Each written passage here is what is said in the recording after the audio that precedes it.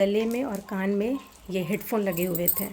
और जब वो 4:45 के आसपास उस सेमिनार हॉल से निकल रहा था तो इस हेडफोन का एक हिस्सा ये टूटा हुआ था। उसके happy Independence Day to all. आज मैं अपनी बातें कहाँ से शुरू करूँ, मैं क्या कहूँ, मुझे कुछ भी समझ नहीं आ रहा है। बट हाँ, मुझे जो बोलना है, जो मैं बोलना चाहती हूँ वो तो मैं आपके सामने रखूँगी ही, बोलूँगी ही।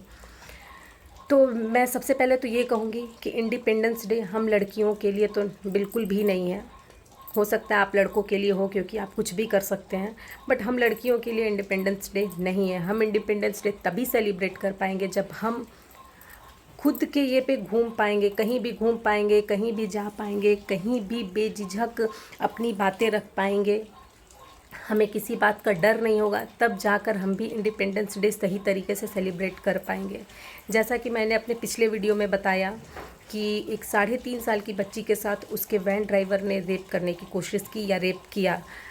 अब जस्ट उस वीडियो को डालने के बाद मैं एक न्यूज़ सुनती हूँ कि कोलकाता में एक जूनियर डॉक्टर के साथ एक संजय रॉय नाम के आदमी ने रेप की और रेप के साथ साथ उसकी निर्मम तरीके से हत्या भी की।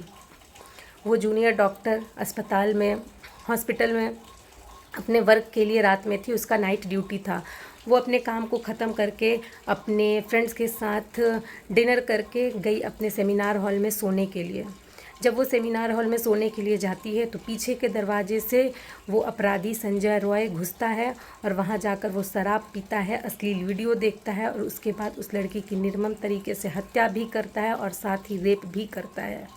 तो आखिर ये कब तक चलेगा, कब तक चलेगा ये सब? और इस चीज़ का खुलासा तब हुआ जब उस लड़की के पेरेंट्स को फ़ोन जाता है कि आपकी बेटी ने खुदकुशी कर ली है। अरे यार, मतलब आजकल पोस्टमार्टम रिपोर्ट में तो सब कुछ सामने आ जाता है, तो बिना पोस्टमार्टम किए हुए, बिना किसी ये के लोगों ने फ़ोन कर दिया कि आपकी बेटी ने सुसाइड कर लिया है। रियली? इससे हम क्या माने? इससे मुझे तो यही लगता है कि पुलिस भी कहीं ना कहीं इस मामले को दबाने की कोशिश कर रही थी। और चलिए 1 मिनट के लिए मान लेते हैं कि उसके पेरेंट्स को नहीं बताना चाहते होंगे पुलिस कि दूर से आना है, तो मतलब उनके साथ कोई हादसा ना हो जाए, इस वजह से उन्हें झूठ बोलकर बुलाया गया होगा। तो सुसाइड भी एक बहुत बड़ी बात है। सुसाइड, अगर आप किसी को फ़ोन पर बोलते हो कि आपकी बेटी ने सुसाइड कर लिया है, तो ये भी बहुत बड़ी बात है। इस लाइन से भी पेरेंट्स के साथ कोई भी हादसा हो सकता है, पेरेंट्स को भी हार्ट अटैक आ सकते हैं या कुछ भी हो सकता है।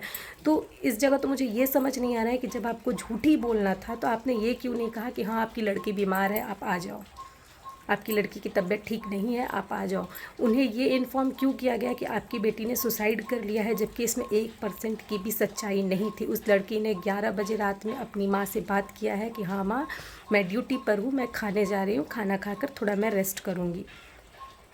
और सुबह सुबह खबर जाता है कि आपकी बेटी ने सुसाइड कर लिया है। उनके माँ बाप आते हैं तो पता चलता है कि बेटी ने सुसाइड नहीं किया था, बल्कि उसका रेप करके उसका हत्या कर दिया गया, वो भी बिल्कुल निर्मम तरीके से। लेकिन कहा जाता है ना कि चोर की दाढ़ी में तिनका, तो बस बात वही थी कि वो संजय रॉय जब पीछे के दरवाजे से घुस रहा था तो उस दरवाजे के पास सीसीटीवी कैमरा था। उस कैमरे में देखा गया कि जब वो अंदर जा रहा था सेमिनार हॉल में तो उसके गले में और कान में ये हेडफोन लगे हुए थे। और जब वो 4:45 के आसपास उस सेमिनार हॉल से निकल रहा था तो इस हेडफोन का एक हिस्सा ये टूटा हुआ था, उसके गले में टूटा हुआ था। और ये टूटा वाला जो हिस्सा था वो मिला उस लड़की के बॉडी के पास, जिसके बेस पर फिर संजय रॉय को गिरफ्तार किया गया। इससे क्या उस लड़की की जान वापस आ जाएगी? इससे क्या होगा? मैं ये बोलती हूँ कि आप सोचो कि एक माँ बाप कितनी मेहनत करके, कितने पैसे इकट्ठे करके अपने बच्चों को मेडिकल की पढ़ाई, इंजीनियरिंग की पढ़ाई या कोई भी पढ़ाई करवाता है, क्योंकि आजकल स्टडी कितना महंगा हो गया है। तो अब उन माँ बाप को ये उम्मीद होगी कि मेरी बेटी अब डॉक्टर बनेगी, अब मेरी बेटी डॉक्टर बन चुकी है, अब हमें किसी बात का दुख नहीं होगा, किसी बात का कष्ट नहीं होगा। बट जो उस बेटी के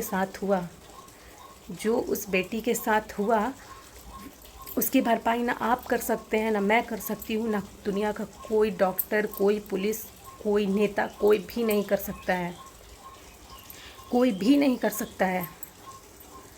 तो क्यों हम इंडिपेंडेंस डे सेलिब्रेट करें जब हम लड़कियां इस मतलब हम लड़कियां अपने को खुद सेफ़ नहीं रख पा रहे हैं। कहीं जाने से पहले हमें 10 बार सोचना पड़ता है, और अगर हम खुले में निकल जाएं तो ये सिचुएशन आ जाती है, ये नौबत आ जाती है हम लड़कियों के साथ ये। और सेलिब्रेट करें हम इंडिपेंडेंस डे, करो जिसे इंडिपेंडेंस डे सेलिब्रेट करना है, बट हम लड़कियों के लिए, हम लड़कियां अभी भी इंडिपेंडेंस डे सेलिब्रेट नहीं कर सकती हैं खुले दिल से।